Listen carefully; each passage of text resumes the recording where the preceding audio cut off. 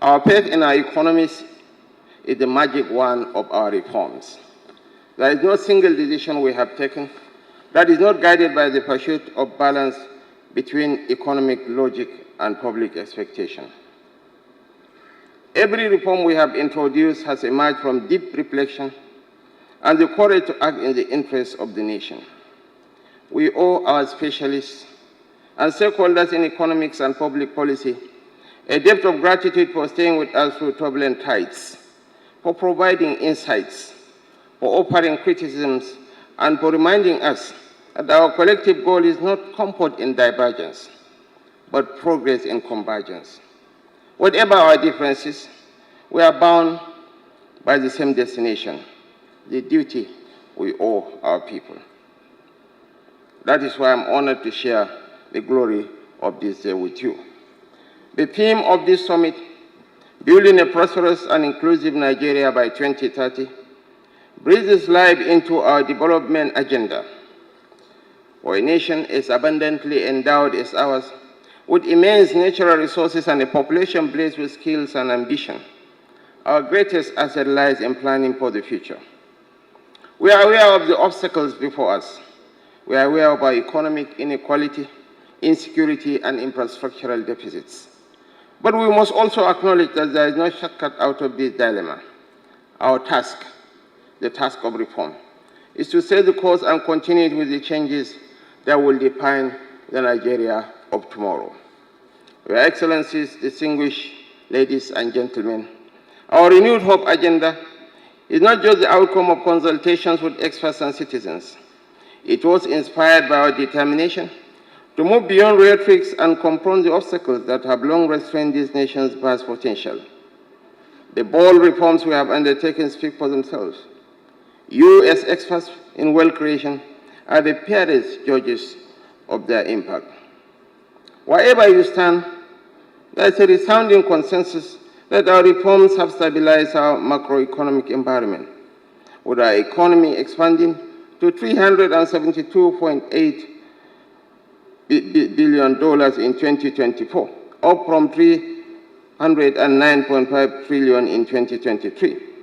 Our total revenue collection also rose from 19.9 trillion naira in 2023 to 25.2 trillion naira in 2024. And as of August, it has reached 27.8 trillion naira, surpassing the revenue target of 18.32 trillion naira. These triumphs and projections are guided by the promise we have made to the nation to grow Nigeria's debt service to revenue ratio from 97%, where we met it, to a sustainable level. Aside from the good news that this ratio has now reduced to less than 50%, I am proud to share that this performance in our early days in office inspired Pitch to upgrade Nigeria's sovereign rating to B with a stable outlook, and Moody's to lift our issuer rating to B3 with a stable outlook. Both praise our improved economic foresight and clearer policy direction as their barometers. Your Excellencies, distinguished ladies and gentlemen, the reforms championed by the present administration have begun to yield tangible results across sectors and beyond the GDP growth of 4.23% recorded in September 2025. A number which surpasses projections from multilateral agencies and local think tanks. Non-oil revenues increased by 411% year-on-year in the same month, while the tax-to-GDP ratio now nudges towards 13.5%, up from barely 7% a few years ago. Our debt-to-GDP ratio now stands at 38.8%, far below the limit set by the Fiscal Responsibility Act of 60%, and those of ECOWAS and World Bank at 70%. These numbers tell the story of a nation prepared for the present. They represent the promise we made to Nigerians. We came to office fully aware that the secret to a successful federation lies in empowering each federating unit with the resources and autonomy to pursue development peculiar to its needs. This is why we increased the state's monthly allocations, giving them room to fund critical projects and social interventions. Simultaneously, our commitment to redeeming our industrial and infrastructural deficits has enhanced productivity across sectors. We are now producing an average of 1.8 million barrels of oil per day and are working towards achieving 2 million barrels per day by the end of the 2025 fiscal year. As experts in the economy, you know more than the average citizen that the stability in our foreign exchange market is not accidental. It reflects deliberate choices guided by the same economic logic and wisdom that gatherings such as these embody. Along with subsidy removal, these decisions have rescued our public finances, stabilized the economy, and reassured investors at home and abroad. We owe this progress to the sacrifices of Nigerians, whose patience and understanding have been the bedrock of our endurance. To them, I say, the better days we promise are already within sight.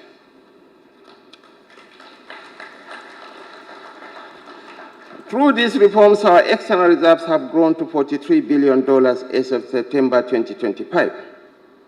The figure we had when we assumed the mantle of leadership was so frighteningly low that I can't even dare to quote. Our trade balance also improved to 7.46 trillion naira in the second quarter of 2025, up from 5.17 trillion in the first quarter. I admit that this growth has not yet fully translated into enough jobs for our people, but we are closing that gap. We are giving priority to agriculture and solid minerals, two sectors with great potential to create jobs and strengthen our economy. To move faster, we have entered into partnerships with other countries to bring in modern farming equipment, train our farmers, and expand extension services across the nation. Agriculture is the bedrock of our economy.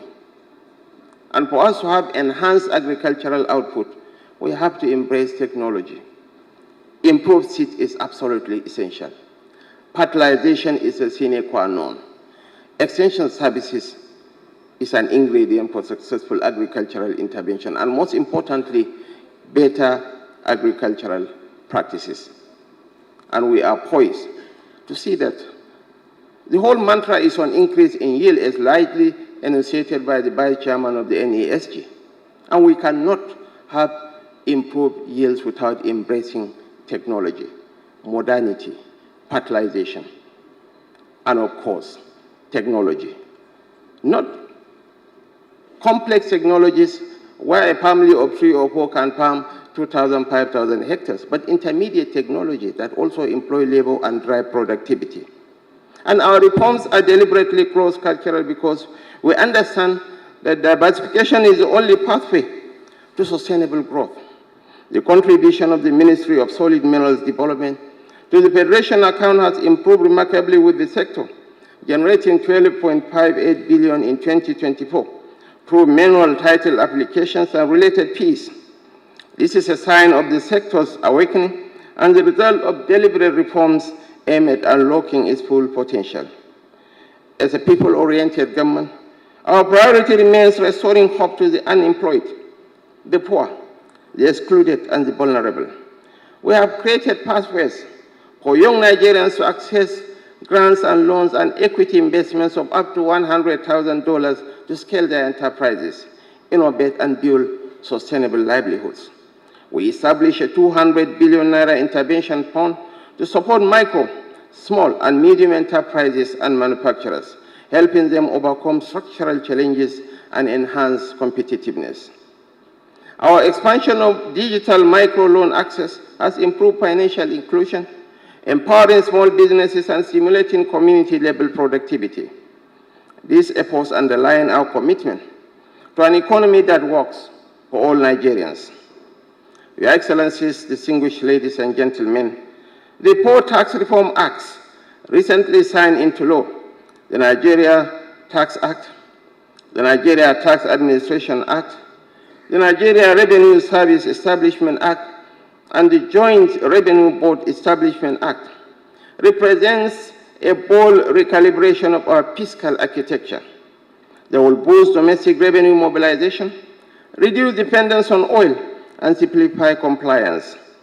These reforms protect low-income earners, ensure fairness in corporate taxation, and strengthen digital innovation in tax administration. By promoting transparency and coordination among all tiers of government, we are laying the foundation for a fairer and more prosperous Nigeria. To improve connectivity and ease of movement, we are constructing highways, bridges, and rail lines across states, including interstate terminals, with over 440 ongoing road projects covering more than 2,700 kilometers of superhighways nationwide. These investments in infrastructure are the arteries of national prosperity, facilitating commerce and strengthening national unity. The government has also unveiled the renewed Hope Ward-Based Development Program, a people-centered initiative designed to empower citizens at the grassroots. By targeting all 8,809 wards across the 774 local government areas, the program seeks to map local economic activities, human capital, infrastructure, and resource endowment, ensuring no community is left behind. Modeled after successful frameworks in China, India, and Kenya, it represents a bottom-up approach to addressing multidimensional poverty through participatory development. Community leaders, residents, and ward representatives will identify local priorities that feed into local government, state, and national plans to ensure alignment and sustainability.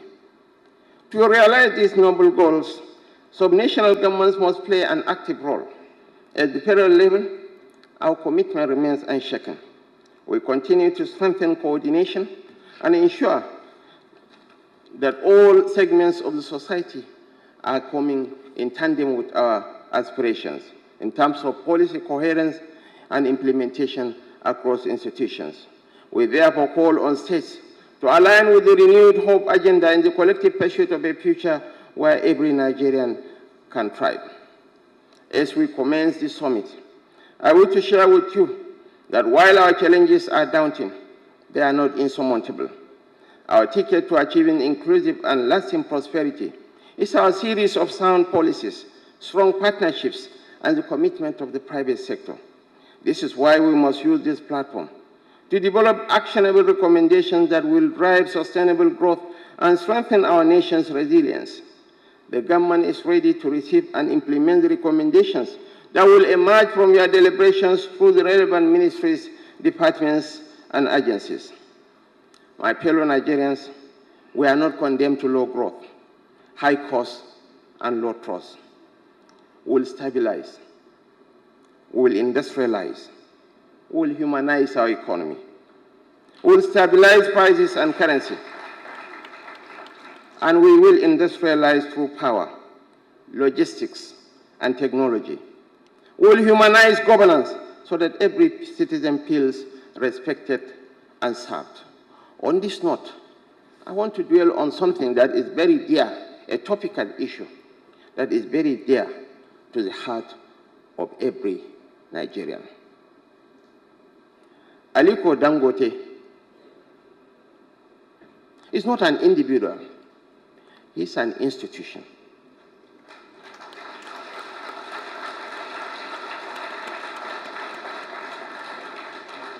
And he's a leading light in Nigeria's economic firmament. And how we treat this gentleman will determine how outsiders will judge us.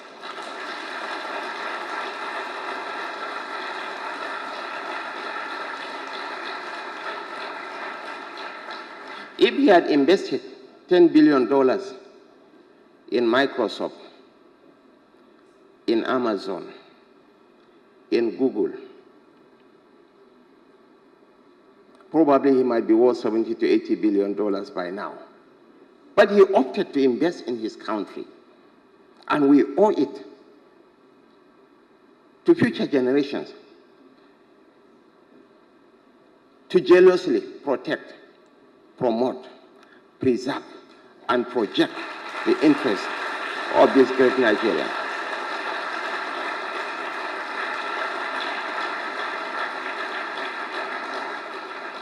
I I wish to call for caution, retrospection, and a deeper sense of patriotism from both the labor and the organized private sector in defining and improving the relationship between labor and industry in the interest of maintaining our steadily improving economic fortunes. It's not about holding the whole nation to ransom because of a minor labor dispute. Nigeria is greater than PENGASSAN.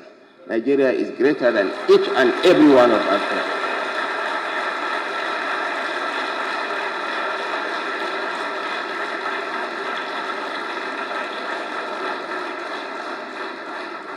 I am not coming to you as a partisan.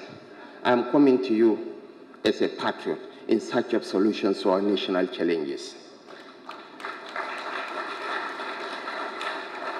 I wish to re-emphasize that in the interest of improving the fortunes, the government is hereby tasking the Nigerian Economic Summit Group in taking more than a passing interest in the matter. The government will expect far-reaching recommendations from the NESG in addressing this issue, even as the government is also taking steps to protect big industry and ensuring industrial harmony for the good of the nation.